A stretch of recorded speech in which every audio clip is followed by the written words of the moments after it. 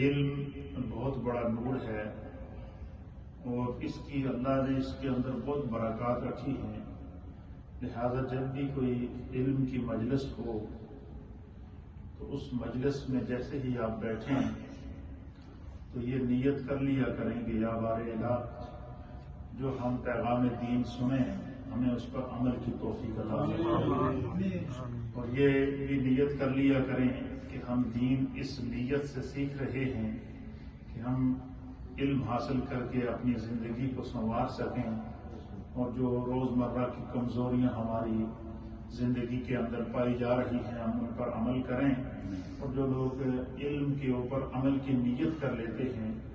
وہ اس میں بڑے کامیاب رہتے ہیں اور دنیا میں بھی اللہ ان کو عزت عطا فرماتا ہے اور آخرت میں بھی عزت عطا فرماتا ہے۔ اس کے مطابق آج احادیث سے جو میں آپ کی خدمت میں پیش کروں گا ان کا مفہوم اور ترجمہ اور متن سماعت فرمائیں۔ وعن راکب بن المصری، حضرت راکب مصری رضی اللہ تعالیٰ عنہ سے حدیث کے راوی ہیں، آپ بیان کرتے ہیں کہ قال رسول اللہ صلی اللہ علیہ وآلہ وسلم کہ اللہ کے پیارے حبیب لبیب نبی رحمت جناب سید العالمین محمد رسول اللہ صلی اللہ تعالی علیہ وآلہ وسلم نے ارشاد فرمایا طوبی لمن عمل بعلمہ، حضور نے فرمایا کہ اے میری ہدایت کے ستاروں خوشخبری ہو اس شخص کے لیے جس کو خدا نے علم دیا اور اس نے اس پر عمل کیا۔ حضور نے علم کی بات سن کر اس پر عمل کرنے والے کو نبی رحمت صلی اللہ تعالی علیہ وآلہ وسلم نے خوشخبری دی، اور کس کو خوشخبری دی؟ جنت کی خوشخبری۔ حضور نے فرمایا کہ اس شخص کے لیے خوشخبری ہو جو علم کی بات سنے اور اس پر عمل کرے، اور پھر حضور نے فرمایا کہ اس شخص پر بھی جو ہے وہ خوشخبری ہو کہ وَأَنْفَقَ الْفَضْلَ مِنْ مَالِهِ، کہ جسے خدا نے جس انسان کے اوپر اللہ تعالیٰ نے 3 طرح کے کرم کیے ہوں، حضور نے فرمایا کہ اس کو میں جنت کی خوشخبری دیتا ہوں۔ اب وہ 3 موتی جو سرکار نے ہمیں زندگی گزارنے کے بتائے ہیں ان کو آپ سنیں، اور اس کو ہم اگر پلے باندھ لیں اور نیت کر لیں کہ ہم ان پر عمل کی کوشش کریں گے، شاید یہی مجلس ہماری کوشش کا ذریعہ اور سبب بن جائے۔ اور ان 3 اعمال میں سے پہلا عمل کیا ہے؟ حضور علیہ السلام نے فرمایا کہ جب بھی کوئی علم کی بات سنو تو اس پر عمل کی کوشش کیا کرو۔ اس کا معنی کیا ہے؟ اس کا معنی یہ نہیں کہ ایک کان سے سنی تو دوسرے سے نکال دی، بلکہ جب علم ہو جائے کسی چیز کا تو بندہ اس پر عمل نہ کرے تو پھر وہ گلٹی ہوتا ہے۔ بچت وہاں ہوتی ہے کہ بندہ کہے کہ مجھے علم نہیں تھا، تو شاید اس میں کوئی کرم کی بات ہو جائے، رحم کی بات ہو جائے، لیکن جب کسی چیز کا علم ہو اور علم کے باوجود بندہ اس پر عمل نہ کرے تو پھر وہ جو ہے وہ مجرم کہلاتا ہے۔ اللہ کے حبیب نے فرمایا کہ یہ بندہ نیت کر لے کہ جب بھی اسے کوئی علم کی بات اس کے علم میں آئے، کوئی بھی بات دین کی سنو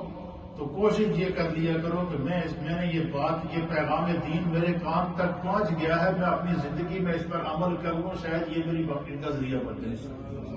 اور دوسری چیز کیا؟ حضور علیہ السلام نے فرمایا کہ وَأَنْفَقَ الْفَضْلَ مِنْ مَالِهِ، اللہ کے حبیب علیہ السلام نے فرمایا کہ اس شخص کے لیے بھی خوشخبری ہو جو اپنی ضرورت سے زائد جو مال ہے وہ اللہ کے راستے میں خرچ کرتا ہے اور اس کو سکون محسوس ہوتا ہے۔ یعنی اللہ نے اسے مال و دولت دیا ہے، اس کی یہ نیت ہونی چاہیے کہ خدا نے مجھ پر کرم کیا ہے، میں اپنا پیٹ بھی پال رہا ہوں، اپنے بچوں کا پیٹ بھی پال رہا ہوں، اس کے باوجود مجھ پر فضل ہے تو میں کیوں نہ اس میں سے کچھ اللہ کے راستے میں خرچ کروں۔ حضور نے فرمایا کہ جو بندہ اپنے مال میں اپنی ضرورتوں کو پورا کر کے پھر وہ اس کو خدا کے راستے میں خرچ کرنے کا سوچتا ہے تو فرمایا کہ اللہ رب العالمین کے حبیب فرماتے ہیں کہ میں مصطفیٰ اسے جنت کی خوشخبری دیتا ہوں۔ قرآن حکیم فرقان مجید میں سے اس حدیث کا ترجمہ سن لے، پھر میں اس کی طرف آتا ہوں۔ اور تیسری چیز اللہ کے حبیب علیہ السلام نے فرمایا کہ کہ تیسری چیز کیا ہے؟ حضور علیہ السلام نے فرمایا اس شخص کے لیے بھی جنت کی خوشخبری ہو وَأَمْسَكَ الْفَضْلَ مِنْ قَوْلِهِ، کہ جس شخص نے جو فضول باتوں سے اپنے آپ کو روکے رکھتا ہے، آلتو فالتو باتیں نہیں کرتا، فضول باتیں نہیں کرتا، جھوٹ نہیں بولتا اور بد کلامی نہیں کرتا، زبان سے گالم گلوچ نہیں کرتا، کوشش یہ کرتا ہے کہ جب بھی میں بولوں تو میرے منہ سے اچھی بات نکلے۔ اسی لیے اللہ تعالیٰ قرآن حکیم فرقان مجید میں ارشاد فرماتا ہے کہ وَقُولُوا لِلنَّاسِ حُسْنًا،